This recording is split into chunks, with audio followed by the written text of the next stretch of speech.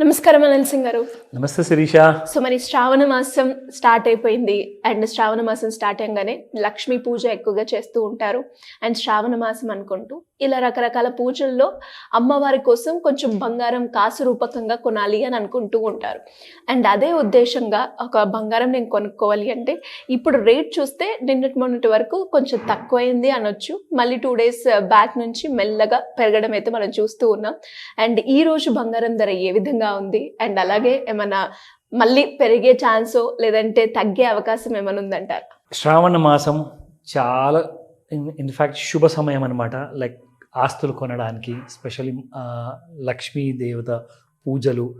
And one of the most auspicious month begins. ఇక్కడ నుంచి start అంటే మంచి మంచి పండుగలు, పెళ్లిళ్ళు. ఎగ్జాక్ట్లీ. సో ఇక ఇదంతా డిసెంబర్ నెక్స్ట్ మళ్ళీ సంక్రాంతి వరకు నడుస్తూనే ఉంటుంది. అవును. So beginning of the most auspicious days start అయిపోయిన తర్వాత గోల్డ్లో ఏం జరగాలి? గోల్డ్ అనేది కాస్తంత డిమాండ్ పెరిగింది. ఫిజికల్ గోల్డ్ మార్కెట్లో, స్పాట్ గోల్డ్ మార్కెట్లో జనాలు కొంటున్నారు బంగారం. కానీ ఇంటర్నేషనల్ మార్కెట్స్లో సినారియో ఇంకో విధంగా ఉంది. అంటే లండన్లో మనం చూసుకుంటే ఏదైతే ఇంటర్నేషనల్ బులియన్ మార్కెట్ అంటే గోల్డ్ మార్కెట్ అంటారు కదా, అక్కడ ప్లస్ మన ఇండియాలో ఉన్న గోల్డ్ ఫ్యూచర్స్ మార్కెట్స్ మాత్రం పెరగట్ల. అక్కడ మాత్రం గోల్డ్ పడుతుంది. దానికి కొన్ని కారణాలు ఉన్నాయి. యాక్చువల్గా ఇది చాలా విచిత్రమైన కారణం. 2 రీజన్స్ చెప్తా ఎందుకు ఇది విచిత్రమైన కారణమో చెప్తా. బంగారం యాక్చువల్గా శ్రావణ మాసం అంటే మొత్తం భారతదేశంలో శుభఘడియలు వచ్చినట్టు. సో చాలామంది కొంటుంటారు, మన హిందువులందరూ కూడా. సో డిమాండ్ పెరిగింది కాబట్టి గోల్డ్ ప్రైసెస్ పెరగాలి కదా, కానీ పడుతున్నాయి. అదొకటి. రెండోది ఏంటంటే నిన్నటికి నిన్న ఒక మన నేబరింగ్ కంట్రీ బంగ్లాదేశ్లో ఒక చాలా పెద్ద పొలిటికల్ క్రైసిస్ అనేది వచ్చింది. ఓకే. వారి దేశ ప్రధానమంత్రి షేక్ హసీనా గారు దేశం వదిలేసేసి, అందరు అంటున్నారు పారిపోయారు, దేశం వదిలేసేసి వెళ్ళిపోయారు అనేసి. సో ఇంటర్నేషనల్ మీడియాలో ఇదే న్యూస్ వస్తుంది. ఇది ఒక చాలా డీస్టెబిలైజింగ్ చేసే న్యూస్. ఎందుకంటే వాళ్ళు ఎగ్జాక్ట్లీ మన ఇంటి పక్కింటి వాళ్ళు అనమాట.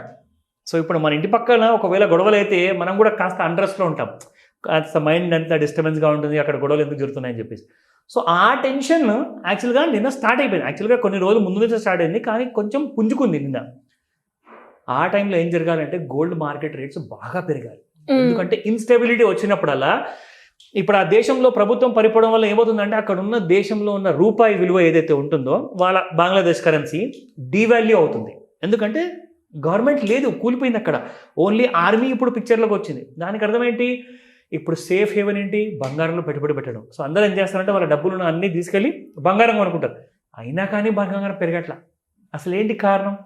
అది ఇంపార్టెంట్ రీజన్ నేను చెప్తాను. దానికంటే ముందు let us see spot gold price ఎంత ఉందో. ఫస్ట్ ఇప్పుడు మనం చూద్దాం శిరీష. స్పాట్ గోల్డ్ మార్కెట్లో కూడా రేట్స్ పడ్డాయి.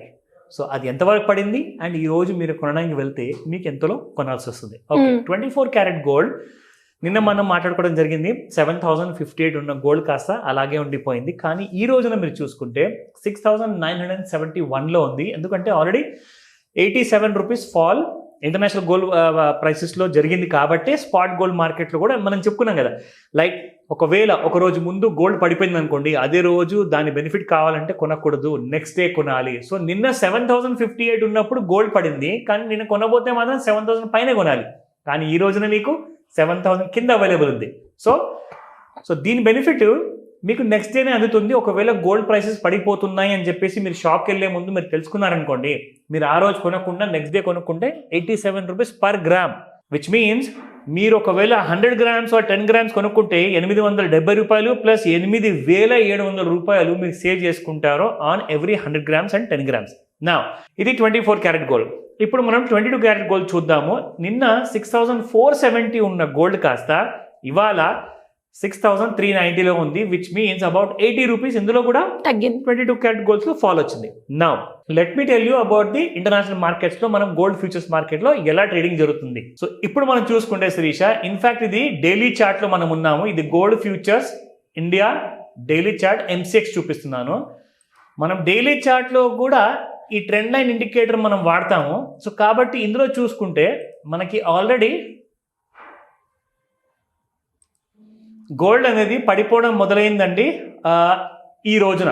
ఎగ్జాక్ట్లీ చూసుకుంటే on the 19th of July July 19వ తేదీ నుంచి మీకు మనం డ్రా చేసిన ట్రెండ్ లైన్ కింద ట్రేడింగ్ స్టార్ట్ అయింది చూడండి, అక్కడ నుంచి మొదలైన ఫాల్ అంటూ చూసుకుంటే మీకు 25th జూలై వరకు ఫాల్ జరుగుతూనే ఉంది, దాదాపు మీకు ఇక్కడ ఒక వారం పాటు.